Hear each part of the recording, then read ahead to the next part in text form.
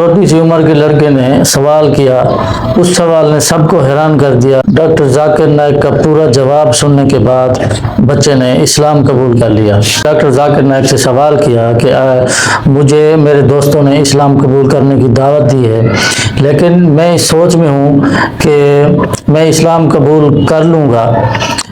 تو سوچ یہ ہے کہ ویسے تو جہاں تک میں نے سمجھا ہے کہ جو بندہ یہ مانتا ہے کہ اللہ ایک ہے، حضرت محمد صلی اللہ علیہ وآلہ وسلم آخری پیغمبر ہیں، تو وہ مسلمان ہے۔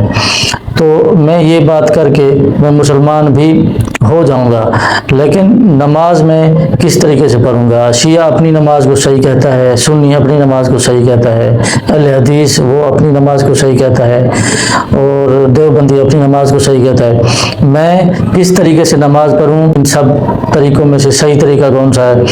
تو مجھے جو سب لوگوں نے بتایا کہ شیعہ جو ہے نا وہ نماز صحیح پڑھتے ہیں۔ اگر آپ مجھے اس کا صحیح جواب دے دیں گے تو میں اسلام قبول کر لوں گا۔ ایک ہندو عورت نے سوال کیا ڈاکٹر صاحب سے، یہ کہتی ہیں کہ کیا مسلمان ہو کر جنت میں جانا یہ بھارت کے ہندو کا حق نہیں ہے؟ اگر حق ہے تو اللہ پاک نے پیغمبر کو انڈیا میں کیوں نہیں بھیجا؟ عجیب و غریب سوالات ہیں، یہ میں آپ کے ساتھ شیئر کر رہا ہوں جو لوگ ڈاکٹر ذاکر نائک سے کر رہے ہیں۔ اب اس میں ڈاکٹر ذاکر نے شیعوں کو ایک جو ہے نا چیلنج دے دیا، جو بہت ہی بڑا چیلنج ہے۔ یہ کہتے ہیں کہ ایک ایسا سوال ہے جو شیعہ مجھے اس کا جواب دے دے، قیامت تک شیعہ اس کا جواب نہیں دے سکتا۔ ایک عیسائی بندے نے سوال کیا کہ جب تمہارے نبی پر مشکل وقت آیا تو عیسائی بادشاہ نے پناہ دی، تو عیسائیوں کو پاکستان میں نفرت کی نگاہ سے کیوں دیکھا جاتا ہے؟ یہ تو خیر غلط ہے، ہم لوگوں نے کبھی نہیں دیکھا۔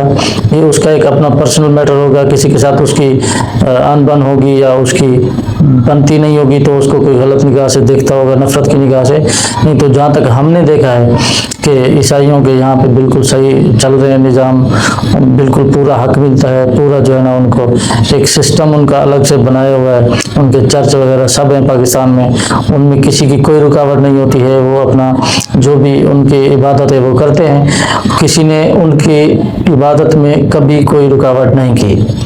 اس کا ایک الگ کوئی اپنا پرسنل معاملہ ہوگا، کسی کے ساتھ کوئی مسلم ہوگا تو اس کے ساتھ اس نے کوئی نفرت کی نگاہ دیکھی ہوگی، نہیں تو ایسا پاکستان میں کبھی نہیں دیکھا ہم نے۔ ایک پٹھان لڑکی جو اپنے معاشرے کی بدنامی کرنے آئی تو ذاکر نائک نے الٹا اس کے لباس پر تنقید کی اور اس پر برس پڑے۔